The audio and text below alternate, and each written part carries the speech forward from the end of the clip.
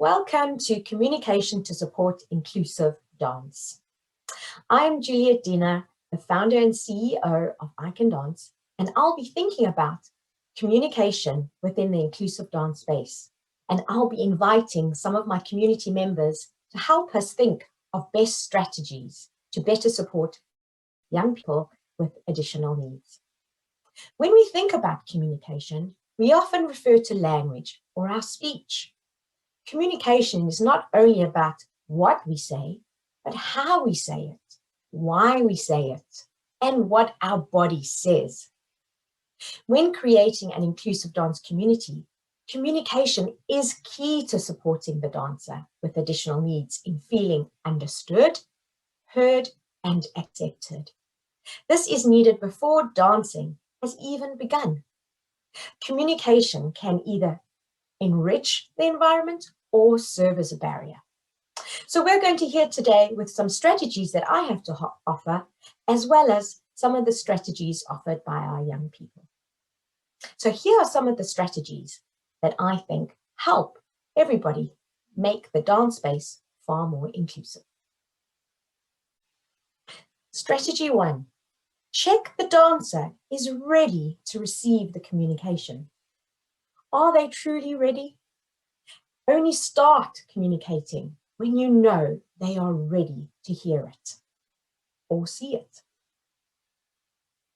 Number 2, be ready to receive their response, as it may be subtle or bold, and it may be verbal or non-verbal. Number 3, review whether the environment is a communication-friendly space. Check whether noise and distraction may stop the communication being delivered. So the environment in which the communication takes place is crucial, because that can influence whether the dancer is truly ready to hear the instructions or what has been asked of them in the space.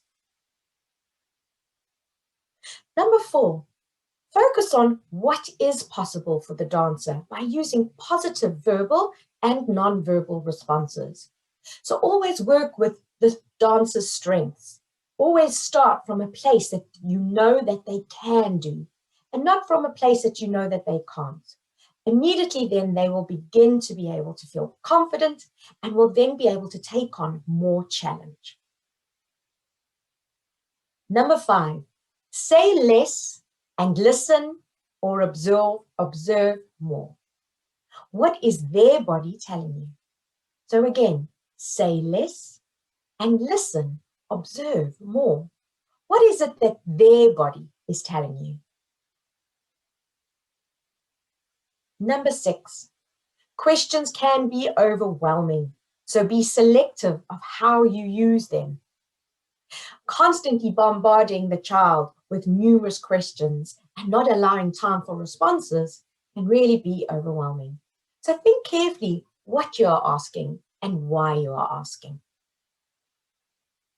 Number 7, avoid sarcasm and irony. Focus on being clear and specific. Using confusing or language that is loaded with lots of different meaning can overwhelm the young dancer as well. Rather focus on giving very clear, short, and precise sentences. Be clear what you're asking, and don't talk in negatives. Talk in really clear instruction. Allow time for communication to be processed and then responded to at a pace that is comfortable for the dancer. So this may mean that the dancer needs pauses in between. Perhaps there needs to be pauses in how they respond. Sometimes we might be confused that when there is a delay in response, it means that they need more verbal input. Actually, that's when they need the verbal input to stop. And it's time to just allow them to process what is being asked. And then perhaps if they are still finding it difficult to understand what is asked, to then consider, does it need to be asked in a different way, or demonstrated in a different way, or put across the communication in a different way. And finally, understand their communication style. and adapted to the dance space. The dancer may benefit from using Makaton or symbols or other communication aids. So really think about their learning style and their communication style and let that be part of the dance space. Don't feel that that needs to stay outside. Without a doubt, that needs to come into the dance space and be part of how we work with the dancer. So all that information is truly helpful. So let's hear from our young people and see what they have to tell us about being in the dance space together. Well, hello, all my lovely young ambassadors. Let's give a big wave. Hello. So our young ambassadors are a group of young people who are the young leaders of icandance, and they're helping us think about things that we need to reflect on in our practice and also how we plan and do various activities as part of the charity. And today we're talking a little bit about communication and how communication supports good inclusive dance practice. So I'm wondering if each of you could maybe share your views on what would help dancers with a variety of needs in the dance space to be able to access the space better, and perhaps some ideas for dance teachers to think about when considering communication when leading a dance class.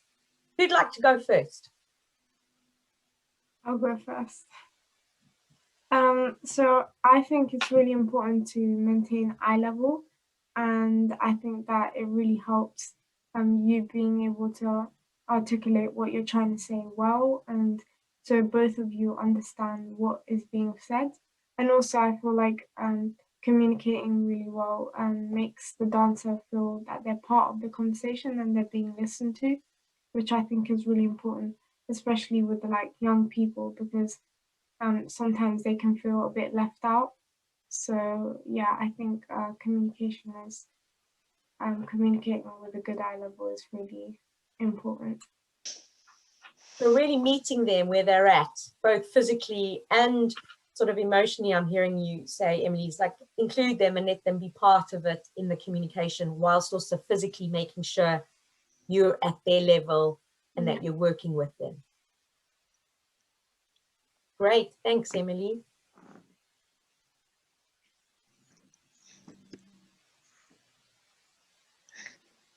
Who's going to share next? I was gonna go. You can go, Deb. Okay. I think it's like if you can understand their emotions, like what they're going through and all that magical stuff could happen for them, and it's really really kind if you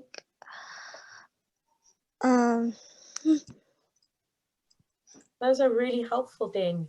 So really thinking about how they're feeling that day and not just about them and the dance step they need to do. I think I'm hearing you say, but actually how they are and being quite kind depending on how they're feeling that day. Yeah. Great. And I think friends are an important part of that, don't you think, Jen? Yes, totally. I got so many friends, and when I feel really down, they just come up to me, check on me, we can play some games or do little dance battles. And it's really fun, just lift my mood up so fast, boom. And then do you feel that you're more ready to be able to take on the challenge of the dance class if you feel that you're supported by your peers? Yes. Even though I'm really nervous, but my friend says, don't worry, we will be there. So relax, stay calm. Don't forget about that. Just do what you do, the best you can do. I love that, Den. Thank you. Who's next? I'll go. I was going to say, as before, speak to a dancer in a way that just doesn't make them feel unsettled. I have an older sister with Down syndrome, and I speak to her like I would any other person. Because if you speak to them in a way that doesn't, I don't know how to say, cooperate with their needs, it can dehumanize them. And so I'd say just be mindful of their needs and how you speak to them. And again, don't use any offensive language. I think that's lovely, Sydney, in thinking that we're all equally valued. Yeah. We all have equal status in this world. We just offer different things and we just experience the world in different ways. So that's what I'm sort of hearing, saying we're all the same. Let's just consider each other's needs. Yeah, exactly. Great. Thank you, Sydney. That's really helpful. Who's next?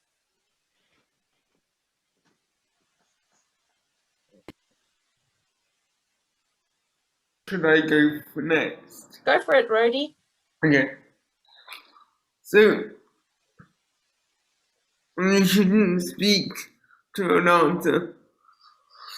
Not at moderate speed, not fast speed, not the slow pace, just the moderate pace.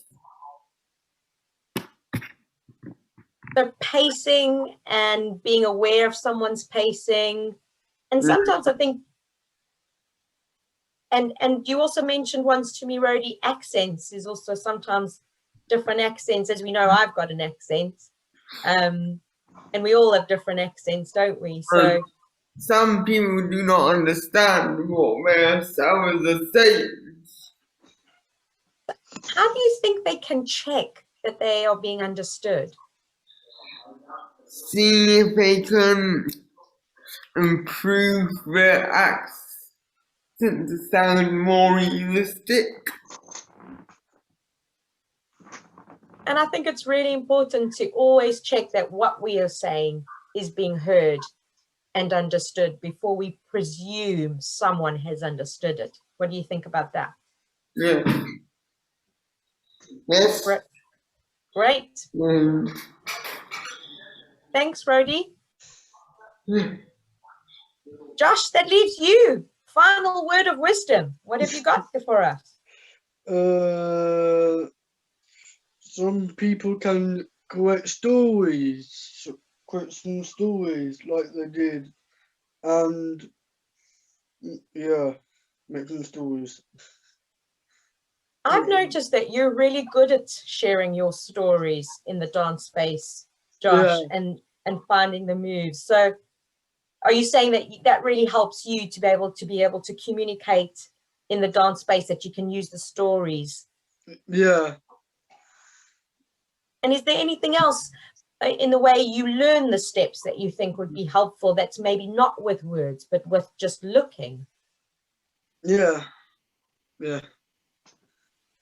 So sometimes watching the step or seeing the step and then being able to follow. Yeah. Great.